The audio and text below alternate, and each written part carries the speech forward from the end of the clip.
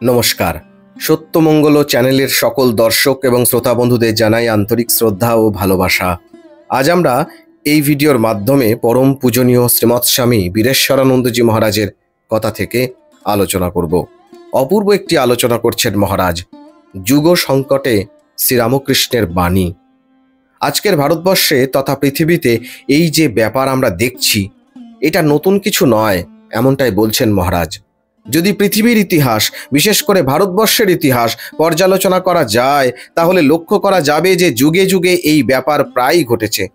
আমরা বহু অবক্ষয়ের যুগের সম্মুখীন হয়েছি, কিন্তু সেই সময় আমাদের মধ্যে আধ্যাত্মিক শক্তিসম্পন্ন মহামানবদের আবির্ভাব ঘটেছে এবং তারা যুগোপযোগী এবং যুগের জন্য প্রয়োজনীয় আধ্যাত্মিক বাণীর সাহায্যে সমাজকে পুনর্গঠিত করেছেন।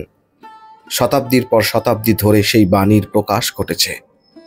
ঈশ্বরদূত যীশুখ্রিস্ট বক্তৃতায় স্বামীজি বলেছেন, সমুদ্রের তরঙ্গ উঠিল এবং একটি শূন্য গহ্বর সৃষ্টি হইল। আবার আরেক তরঙ্গ উঠিল, হয়তো উহা পূর্বাপেক্ষা বৃহত্তর, উহারও পতন হইল।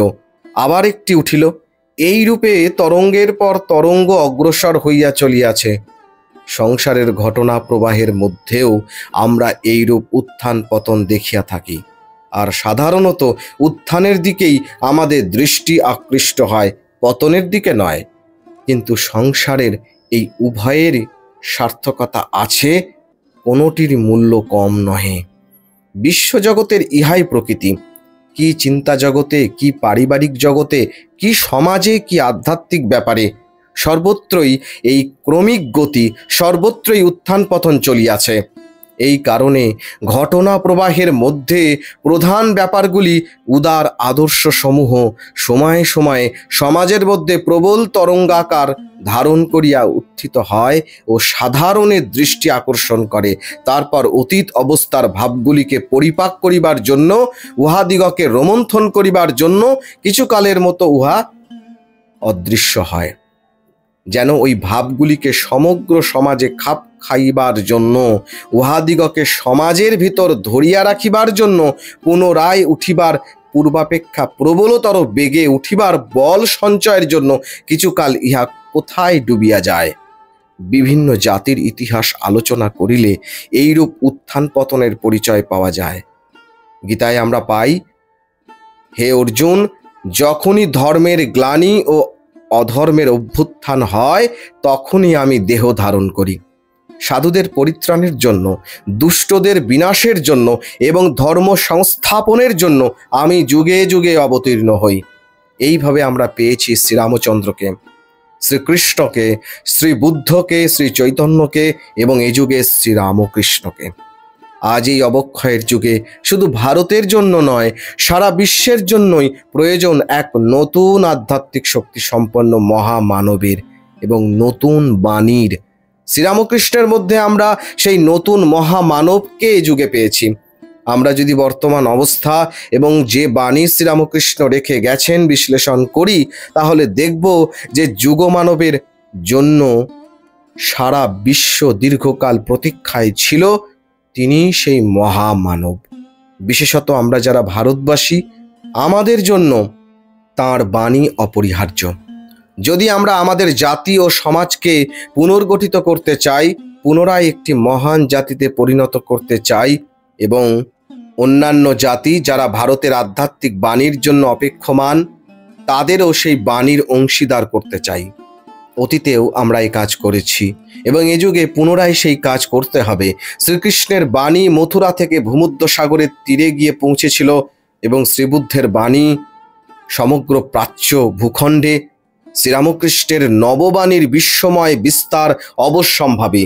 তার বাণী আজ বিশ্বের প্রতিটি দেশে পরম আগ্রহের সঙ্গে গৃহীত হচ্ছে।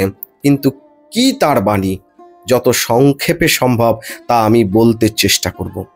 যুক্তি ও প্রত্যক্ষ অনুভূতির ওপর নির্ভরশীল সংশয়ী বৈজ্ঞানিক জগতের কাছে শ্রীরামকৃষ্ণ প্রত্যক্ষ অনুভূতি সহায়ে প্রমাণ করলেন ঈশ্বরের অস্তিত্ব, যে অস্তিত্বকে বিজ্ঞানীরা অস্বীকার করে এসেছিলেন, কারণ তাদের মতে ঈশ্বরের অস্তিত্বের কোনো প্রমাণ ছিল না।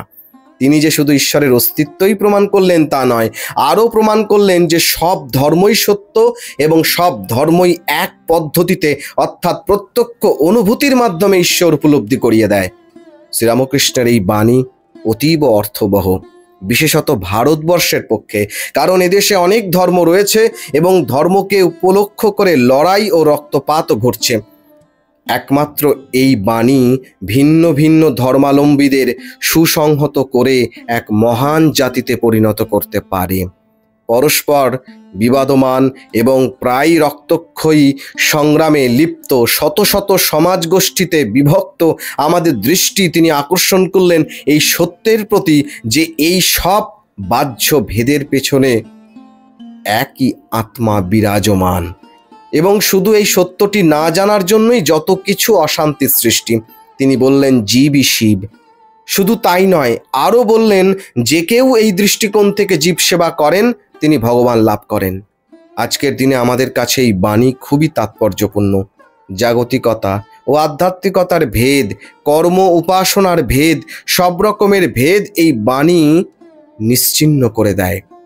কাজ সাধারণত মনকে বহির্মুখ করে ভগবান লাভের অন্তরায় হয়ে দাঁড়ায়, কিন্তু শ্রীরামকৃষ্ণের বাণী ভগবান লাভ রূপ আমাদের জাতীয় আদর্শের প্রতি নিষ্ঠাপরায়ণ হতে এবং সঙ্গে সঙ্গে জাতির পুনর্গঠনের প্রয়োজনে যে কোনো রকমের কাজ করতে আমাদের সাহায্য করে। অতএব এই মহান আদর্শের প্রতি নিষ্ঠাপরায়ণ হতে এবং অর্থনীতি, শিক্ষা ও সংস্কৃতির দিক দিয়ে সমাজের অনগ্রসর জনগণকে উন্নীত করতে আমাদের সকলকে সচেষ্ট হতে হবে। জনগণকে উপেক্ষা করাই যে ভারতের জাতীয় অধঃপতনের প্রধান কারণ, একথা স্বামীজি আমাদের বলে গেছেন। শত শত বছর ধরে আমরা জনসাধারণকে অবহেলা করেছি এবং তাদের অধঃপতিত করে রাখার জন্য তাদের ওপর সব রকম নিষ্ঠুর অত্যাচার করে এসেছি, আর তার ফল হয়েছে সারা জাতির দাসত্ব। যেহেতু জনসাধারণ রাষ্ট্রের কোনো ব্যাপারেই আগ্রহী ছিল না, সেহেতু যে কেউ ভারতের বাইরে থেকে সহজেই এদেশে এসে রাজ্য বা সাম্রাজ্য স্থাপন করতে পারত। ভারতীয়রাই শাসন করুন বা বিদেশিরাই শাসন করুন, দুই জনসাধারণের কাছে সমান ছিল, কেননা তাদের ভাগ্য, দারিদ্র্য ও দুঃখ ভোগ একই থাকত। এই অবস্থায় সারা জাতির পক্ষে দাসত্ব ছাড়া গত্যন্তর ছিল না, কারণ উচ্চবর্ণের লোকেরা জনসাধারণের সাহায্য ছাড়া বৈদেশিক আক্রমণকে প্রতিহত করতে পারত না। তাই আবার স্বামীজির সেই বাণী, জনগণকে অবহেলা না করার বাণী সকলকে স্মরণ করতে বলি। সুতরাং শ্রেষ্ঠত্বের মিথ্যা ধারণা এবং সম্পদ ও সংস্কৃতির উত্তুঙ্গ অহংকার থেকে নেমে এসে ধনী ও উচ্চবর্ণের লোকদের আজ জনগণের জন্য কাজ করতে হবে। শুধু জনগণের অবস্থা উন্নয়নের জন্য নয়, নিজেদের অস্তিত্ব বজায় রাখার জন্য। আমাদের জাতীয় জীবনের বিভিন্ন ক্ষেত্রে আজ আমরা এমনভাবে কাজ করে চলেছি যে নিক্ষেপকারীর নিজেরই কাছে ফিরে আসা হাতিয়ারের মতো এসবের প্রতিক্রিয়া অবশেষে আমাদের ওপর আসবে এবং আমাদের নিশ্চিহ্ন করে দেবে, কারণ জনগণ একদিন অবশ্যই জেগে উঠবে এবং সেই উত্থানের ফলে জাতির যা কিছু ভালো সব নিশ্চিহ্ন হয়ে যাবে। সুতরাং আমাদের জনগণকে সাহায্য করতে এবং উন্নীত করতে হবে। সরকারের কাছ থেকে বেশি কিছু আশা করা যায় না, কেননা সরকারের পক্ষে বেশি কিছু করা সম্ভব নয়। সরকার যেসব আইন ও বৃহৎ পরিকল্পনা করেছেন বা ভবিষ্যতে হয়তো করবেন, সেসব আমাদের সহযোগিতা ছাড়া কার্যকর করা সম্ভব নয়। সুতরাং সরকারের কাছে প্রত্যাশা করে এবং তাদের প্রতি দোষারোপ করে লাভ কি, কারণ তারাও তো এই সমাজেরই অঙ্গ। স্বামীজি শ্রীরামকৃষ্ণকে এমনভাবে ব্যাখ্যা করেছেন যাতে আমরা তাকে বুঝতে পারি। শ্রীরামকৃষ্ণ জীবনের অত্যুচ্চ আধ্যাত্মিক ভাবের তড়িৎ প্রবাহ শক্তিকে তিনি নামিয়ে এনেছেন, যা আমাদের দৈনন্দিন জীবনে ও কাজে বহুভাবে কার্যকরী হবে। অতএব আমরা যদি স্বামীজিকে অনুসরণ করি তাহলে আমরা নিশ্চয়ই লক্ষ্যে পৌঁছাবো। সেই লক্ষ্য হলো এই নানা ধর্মী স্বার্থপর জনপুঞ্জকে অতীতের যে কোনো সময়ের চেয়ে অনেক বড় একটি সমধর্মী মহান অখণ্ড জাতিতে পরিণত করা। কি অসাধারণ আলোচনা করেছেন স্বামী বীরেশ্বরানন্দজি মহারাজ। আজকের আলোচনা এইটুকুই। আশা করছি আজকের এই আলোচনা আপনাদের খুব ভালো লেগেছে এবং সত্যিই যদি ভালো লেগে থাকে তাহলে প্রতিদিনের মতো ভিডিওটিতে একটি লাইক, শেয়ার, কমেন্ট ও চ্যানেলে যারা নতুন এসেছেন তারা চ্যানেলটিকে সাবস্ক্রাইব করে সত্যমঙ্গল চ্যানেলের পাশে থাকবেন। ধন্যবাদ।